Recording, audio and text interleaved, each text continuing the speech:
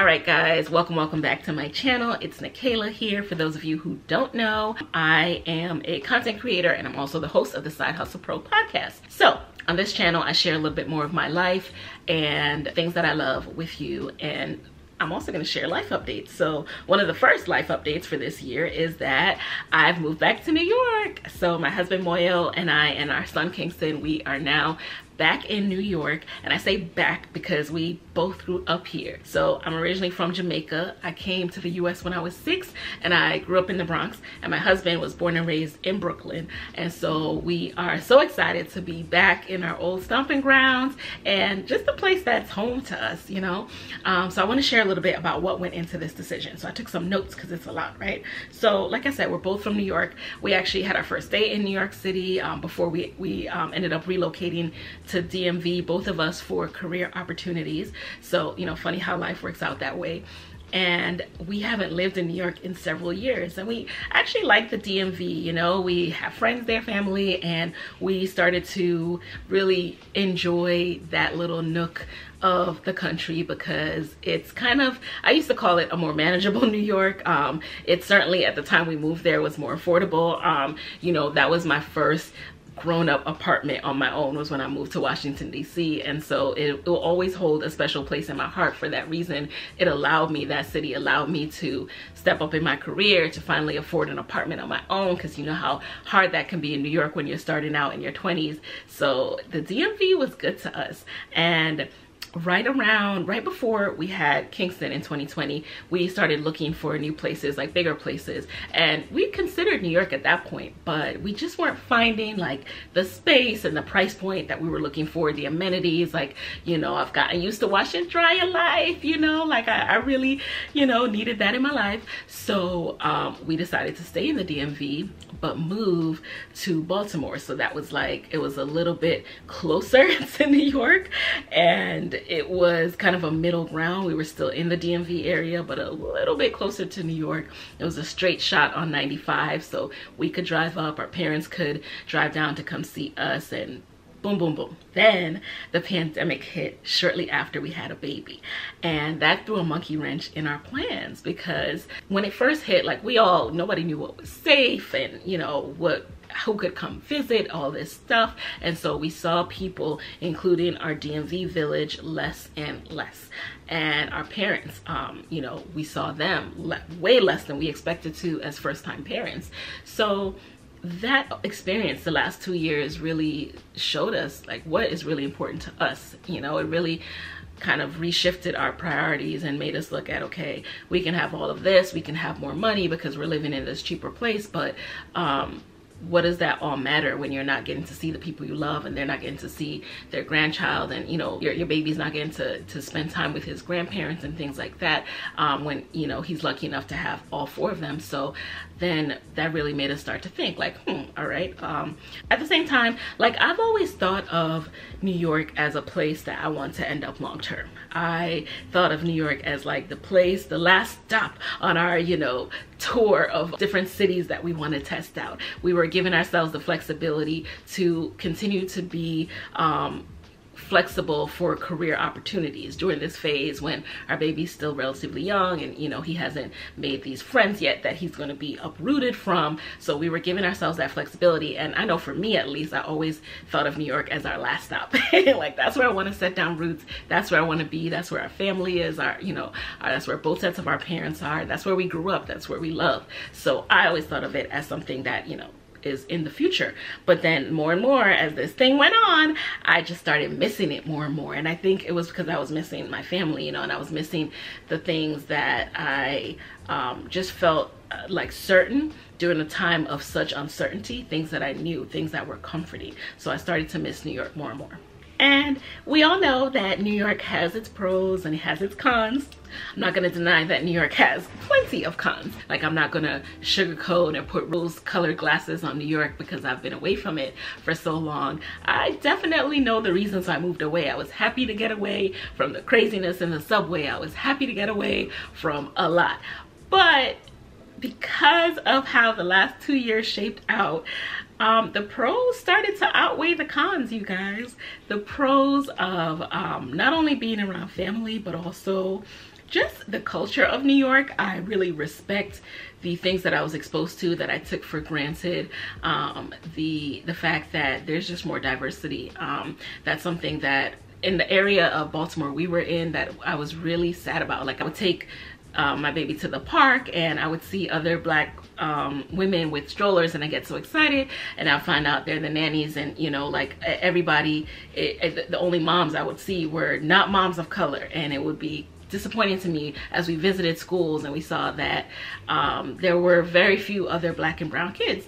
Now, I know that New York has that challenge as well, depending on once you really get into the shuffle of these programs that are good. So that's not a tangent, like I don't want to go down, but what I will say is that so far the places and programs that we've been looking at, I'm happy to see more diversity. And just in terms of the things that I'll be able to show Kingston, you know, as we go into the city for different cultural events, museums, kids activities, like there's just so much. And there's the culture, the fact that I'm Jamaican, Moyo's Nigerian, and it is very hard. We know, all second generation know that it is very hard to hold on and grasp onto your culture. So being in a city that holds on and grasps onto your culture and where you can find those pockets of your community is very, very helpful with that, with exposing your child to their culture. So I'm really excited about that as well, because you know, it's already hard enough to be someone who is from a country, but you're raised here, but you still love and want to hold on to those roots, but you don't go back to that country enough, like, you know, you don't go back weekly, so you really need to be able to eat the food. Like, if you want to, you know, not have the grandparents cook, but you still want to have some food and, you know, have your child develop that palate, you have takeout options and restaurant options and all that good stuff. Anywho, looking at my notes for a while, so we decided to move. So the pros outweighed the cons. The last 2 years were tough. We need our village, specifically the grandparents. I can count on one hand, maybe 3 fingers, how many dates Moya and I have been on, and it definitely hasn't been long dates. It has been tough. It has been really tough to not have babysitters or nannies that we can trust. So, you know, if you listen to my podcast, that people like to say, oh, just hire a nanny, oh, just hire a babysitter. And those people usually don't have kids, because if you have kids, you know how hard it is to find someone that you trust. And you're not just gonna leave your kid with someone, so you need to go through the actual testing process, the watching the person process. And so we found someone, but that person was so good that she was always busy. And you know, the nannies that we would find that were good were also always busy, so we couldn't get a consistent one. The daycare programs were all booked up. All my pandemic mamas, y'all know about that. The wait lists were out the wazoo. So it has been a really, really rough time. And so getting back to a place where we can leave our son with people that we trust, aka our parents, and have that peace of mind to go out and to have some us time, because us time is important. That was a huge factor in deciding to move back to New York. It's gonna be my birthday in a few days. I will vlog some of that, and I'm excited for our dates. I'm excited for, I'm gonna be hanging out with my girls a little bit too. So, you know, it's just so nice to have that again. Listen, I tell people, you know, that I'm moving back to New York, and I also say, aka, we have sense now. We thought we could do it without our village, but we can't. Oh, another reason that we decided to move is we just didn't feel connected enough to Baltimore. So Baltimore is a really great, charming city. Like, I loved being able to walk to the harbor and take, you know, Kingston around and to see different things. Our neighborhood was really cute. Like, I love to go to this little market that was by us and have lunch. I love to grab coffee and walk to the park, walk along the harbor, like I said. I loved all of that. Kingston loved the park over there. He loved running around. But, you know, it just kind of felt like we were visiting. It never felt like, oh, this is home. It always felt like just a random place that we were in. And it felt even more random because it happened and we barely had time to really notify people because all this other stuff was going on in the world. So it just feels really random. People are like, you're where? Because they're so used to us being somewhere else. So yeah, it didn't feel, it didn't feel like home enough that we would set down roots and raise our son there. So we need a place that we want to be long-term. And again, New York was always it for me. What else went into my decision is, okay, so I've lived in many cities. I've lived in Philly, I've lived in DC, I've lived in Arlington, I've lived in, yeah, you know, I went to grad school in Michigan, and spent some time out in the Bay Area, Baltimore, like all over. And I feel like it's New York for me. It's just New York for me, y'all. I remember being in the Bay Area and feeling like the prices here are just as high, if not higher. The Bay, I feel like, is higher, and I feel like they have less. Sorry, my Bay folk, I'm not trying to insult you. I'm just saying, this New York girl, here's how I felt when I was there. I felt like if I'm gonna pay those prices, then I better be able to find a hair braider. I better be able to find some good Jamaican food. I better be able to find like all these things that were important to me if I'm gonna spend that. And y'all can say what you want, but I couldn't find that there, okay? All right, don't come at me in the comments, but that's just how I feel.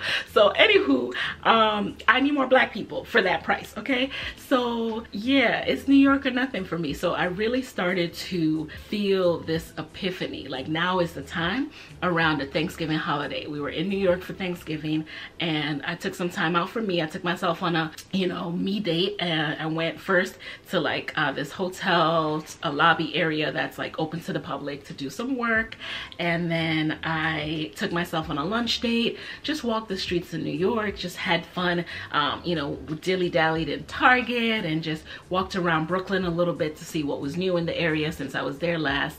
And as I was just walking the streets of New York, I just had this feeling come over me like, this is it. This is where I belong. This is my city. Like this, I am a New Yorker. Like I need to be here. This is where I want to be. Like I felt that deep in my soul and in my blood. Like I'm ready to be back. Like I also felt this feeling of, I just felt energized. That energy that I hadn't felt over the last 2 years, because, you know, becoming a mom, you kind of don't feel like yourself for a long time. I still don't really feel like myself. And what other moms who are, older in the game tell me, you know, more experienced moms say is that, you know, it's a new you, it's a new normal. You never get that old you back, which can sound a little depressing.